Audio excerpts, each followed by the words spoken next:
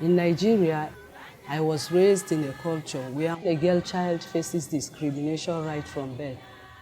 When a girl child is born, celebration in the family is low-key, but the birth of a male child is welcomed with excitement and excessive celebration.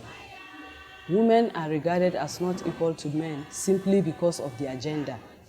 The society believes that educating a girl child is a waste of time and resources because when educated, she will disrespect her husband, becomes arrogant and hard to discipline.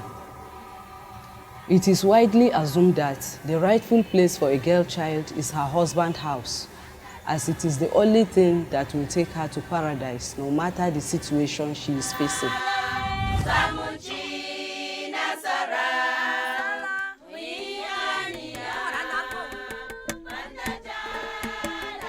Growing up, I had the ambition of being educated to be economically and socially independent because of the different forms of violence I witnessed women facing, which often led to their untimely death.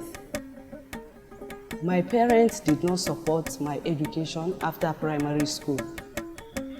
They wanted to marry me off at the age of 15, which I refused. Because of that, my mother and I experienced severe pressure from my uncles and other relatives to give in to their demands to marry me. I was raised in a culture where most young girls are sent only to Islamic Arabic schools. When they come back from the school, they are sent by their mothers to hawk all kinds of snacks to get money to buy marriage properties for them. And they are expected to get married from the early age of 13 years to even a position of first or even fourth wives to older men. I was committed to completing my secondary school education before considering marriage.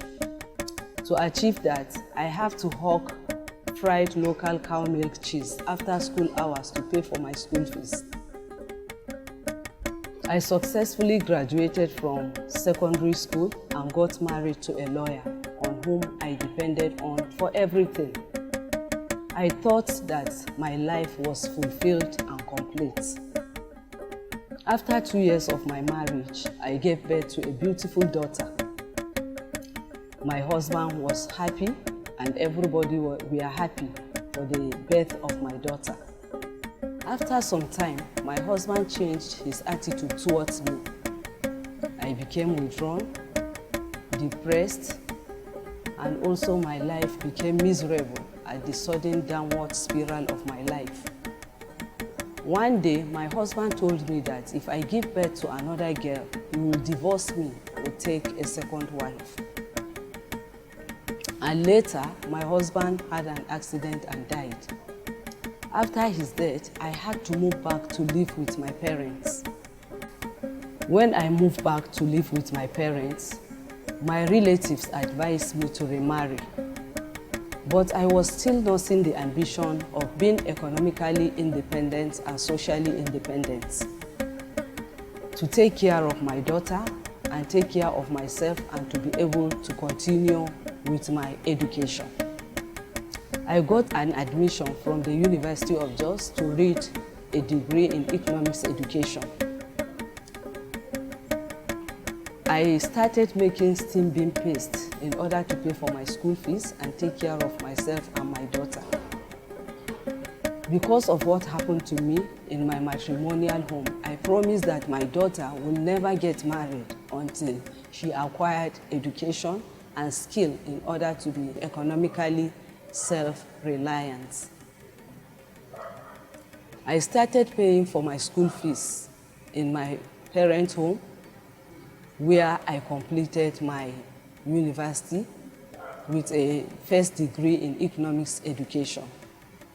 While in school, my parents and relatives told me that even if I graduated, I will never find a job.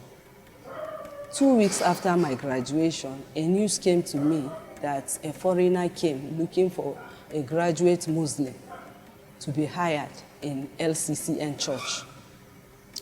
I told my relatives and parents that I will be going to the church to have the interview. And they told me that I shouldn't go there because it was not long that just crisis happened, that I may even lost my life in the process. I did not listen to them and went to the LCCN church and emerged successful. I started my career with Women for Women International as a field officer in 2003. I was also promoted to a position of finance and admin assistant to program coordinator and now social empowerment officer. I was overjoyed and relieved to learn and serve the most marginalized women from different ethnic, cultural, and religious backgrounds, coming together to learn from one another, share their ideas and experience with one another, support one another in terms of joy and sorrow. My daughter completed her second degree with the University of Jos, and I am very happy to have achieved my goal because I am economically and socially independent. Being aware of my rights empowered me to collect my daughter's inheritance of landed properties from her late father's family.